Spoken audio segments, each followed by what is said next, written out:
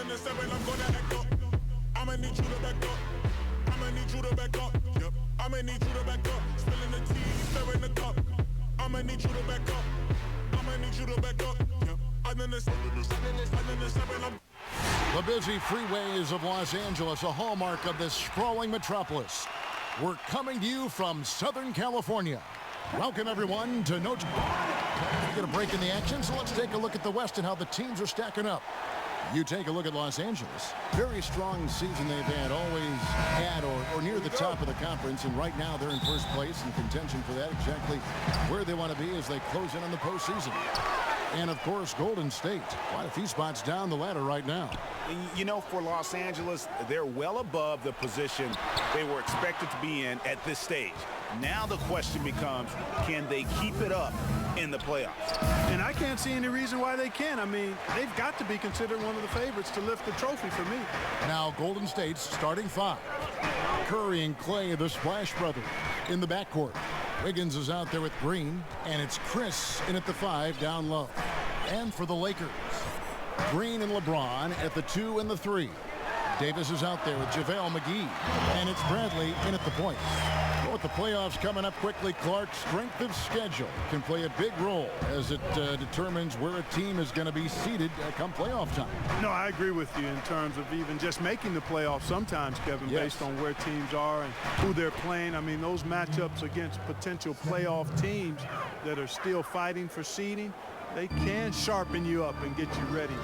Actually, those games can be playoffs before the playoffs in many ways. I always admire the coaches, Clark, that walk their players through the different scenarios because they should be a win. Oh, that was terrific!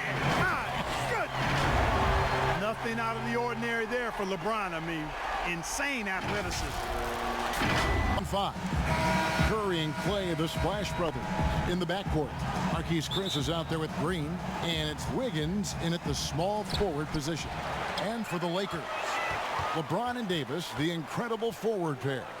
Bradley is out there with Green, and it's McGee in at the pivot spot, manning the middle. And here's Green. He'll bring it up for the Warriors. Their last encounter was in San Francisco. Yeah, in this game, they'll want to approach things a little differently, I think. Got blown out last time due to being a little too aggressive on the defensive side. You know, there's a balance between that aggression and overdoing it. You can't reach in. These are things officials are looking to call. Just 5 on the clock. They get it back. And Bradley gets it to go. I think you've got to get physical with Avery Bradley down low. When you don't, he will punish you with his versatility.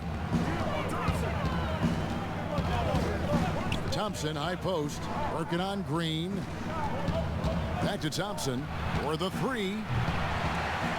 And it's out of bounds. They say it was last touched by McGee.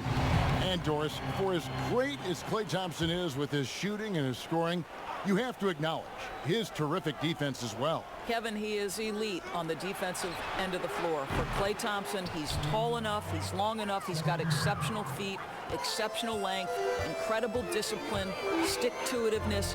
Any defensive quality you could hope for, Klay Thompson has it. And here is James after the 3-point.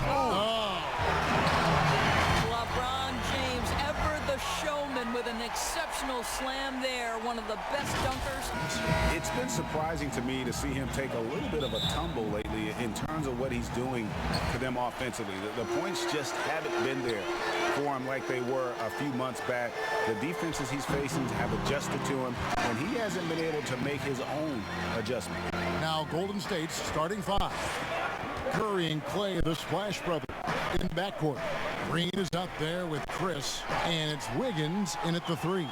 And for the Lakers, LeBron and Davis, the incredible forward pair. Green is out there with Bradley, and it's McGee in at the 5 spot. Curry outside. It's hauled in by Los Angeles. They beat the Warriors during their last encounter in San Francisco. In the last meeting of these two teams, they were really sharp defensively, disrupting the flow of their offense and causing a ton of turnovers.